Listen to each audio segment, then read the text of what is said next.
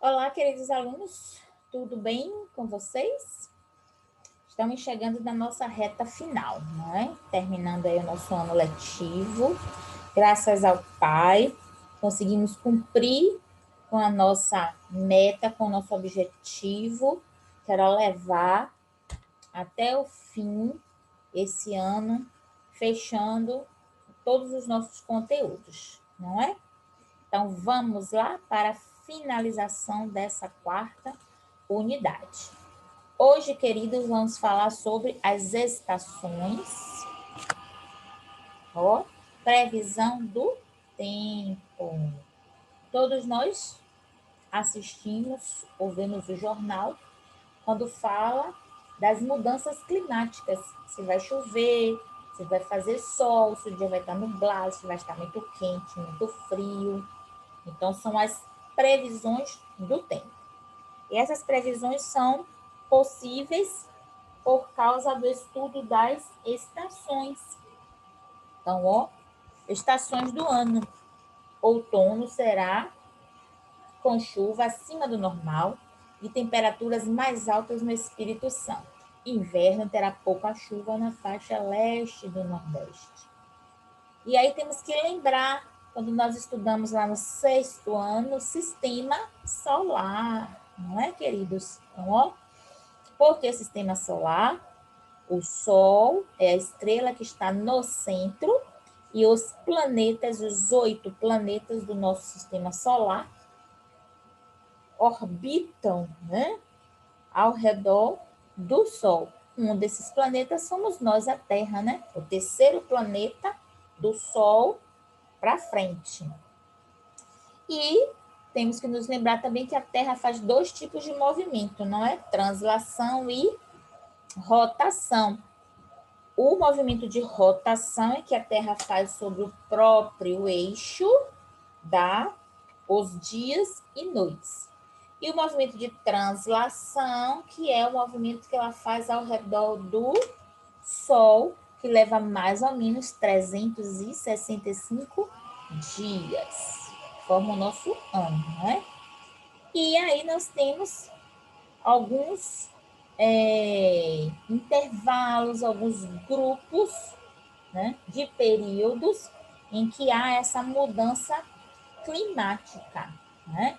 A variação de intensidade de luz solar nos diferentes hemisférios do planeta Terra faz que ocorram as diferentes estações do ano e que exista uma diferença de duração dos dias e das noites.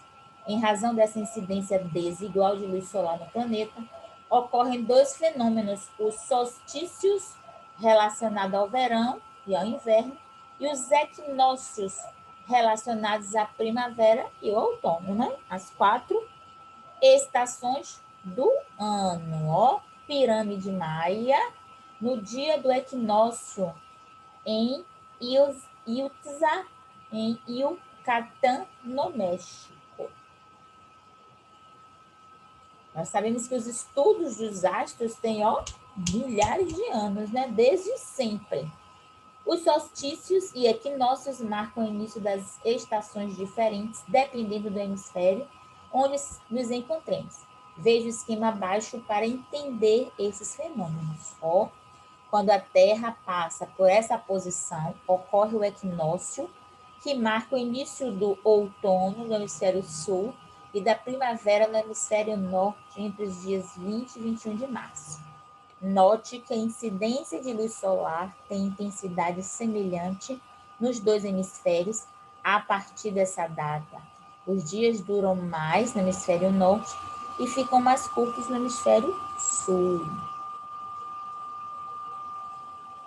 Nesta posição, ocorre o solstício, que marca o início do inverno no hemisfério sul e o verão no hemisfério norte, entre os dias 22 e 23 de junho. Observe que, por causa da inclinação do eixo da Terra, o hemisfério norte fica em uma posição que recebe luz do Sol com maior intensidade e em uma área menor, quando comparado com o hemisfério sul.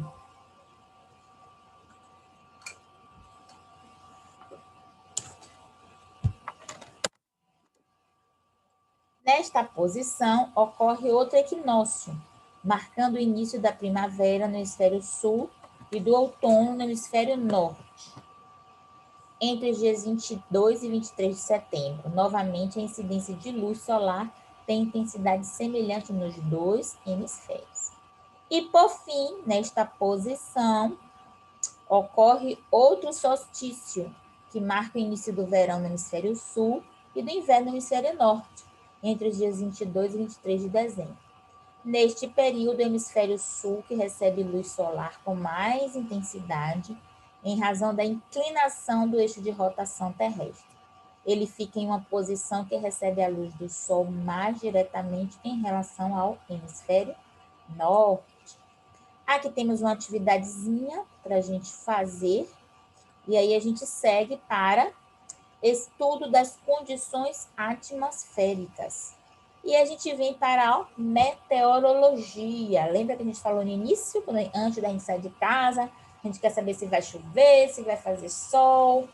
Então, a meteorologia é a ciência que estuda as variações atmosféricas e fornece dados que auxiliam na prevenção do tempo, é chamada de meteorologia.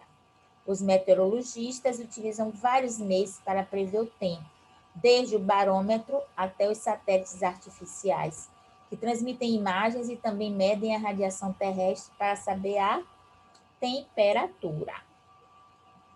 Aí aqui, ó, INMET alerta para a possibilidade de chuva forte na metade sul do Rio Grande do Sul nesta segunda-feira. O que é o tempo e o que é o clima? Tempo caracteriza as condições da atmosfera, especificamente da troposfera, em determinado instante e local. Como essas condições são bastante variáveis, o tempo pode ser muito instável, mudando em curto período de tempo. O clima é o conjunto de características atmosféricas que determinam a região, que são observadas ao longo do período do tempo.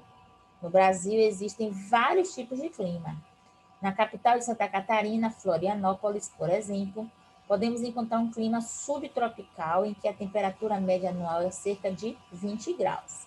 E as chuvas são abundantes e bem distribuídas em todos os meses do ano. Certo? A gente vê aqui, ó. Em razão do formato da Terra e da inclinação do eixo de rotação, o aquecimento de nosso planeta não ocorre da mesma maneira em todas as regiões, o que provoca diferenças importantes nas condições meteorológicas e, portanto, no clima e na paisagem em cada uma das regiões. Os climas regionais ainda sofrem influência de outras variáveis, como a circulação atmosférica e oceânica, provocada pelas diferenças de temperatura e o movimento da massa de ar. Aqui, ó, falando ainda sobre meteorologia, os fenômenos atmosféricos. As chuvas correspondem a quedas ou precipitações de gotas de água que se originam da condensação do vapor de água presente na atmosfera. Lembra quando vocês estudaram lá no sexto, sétimo ano o ciclo da água? Então, rios, lagos, lagoas. O Sol incide nesta água, ela sai do estado líquido para o gasoso, evapora, sobe, condensa, formam as nuvens. Quando as nuvens estão pesadas, elas precipitam, caem em forma de chuva para encher os rios, lagos, açudes e aí reiniciar o ciclo. Quando a chuva é muito forte, pode vir acompanhada de raios, relâmpagos e trovões. Além disso, em condições especiais de temperatura, a pressão atmosférica, as gotículas de vapor podem se congelar e a precipitação pode ocorrer nas formas de granizo e neve. Alguns estados, né, do sul ocorre isso. Aqui a gente vê, ó, outro fenômeno atmosférico é o vento, que é o quê? O ar atmosférico em movimento. Então, o que é o vento? O ar em movimento. Esse movimento é gerado, entre outros fatores, pelas diferenças de pressão causadas pelo aquecimento desigual da superfície terrestre. Aí a gente tem que ver esse, ó, esquemazinho aqui embaixo, onde A superfície terrestre aquecida aumenta a temperatura do ar que está próximo a ela, fazendo-o expandir. Esse ar quente é menos denso e tende a subir, gerando assim uma região de baixa pressão em B, logo acima da superfície terrestre, e uma região de alta pressão em C. A diferença de pressão entre os pontos C e D faz que certa quantidade de ar se desloque da região C para D, gerando ventos na parte superior da atmosfera. Parte do ar da região D, aqui, ó, encontra-se a uma temperatura inferior à região A. Portanto, ele se desloca para a região A, criando ali uma área de alta pressão. Em razão da diferença de pressão entre as regiões A e B, parte do ar desloca-se A para B, criando os ventos superficiais. Esse ciclo ocorre indefinidamente enquanto houver diferença de temperatura entre as regiões A e B. Quanto maior a diferença de temperatura entre as regiões, maior será a velocidade dos ventos. E aqui a gente tem, ó, alguns medidores, não é? De vento. O catavento, a biruta e anemômetro. Tá certo, meus queridos? Vamos ficar por aqui porque nós vamos entrar na próxima aula nos fenômenos que ocorrem, né, como furacões, tufões, que às vezes até assustam, não é, as comunidades. Tá certo, meus queridos? Fiquem com Deus, tenham um bom dia e até a próxima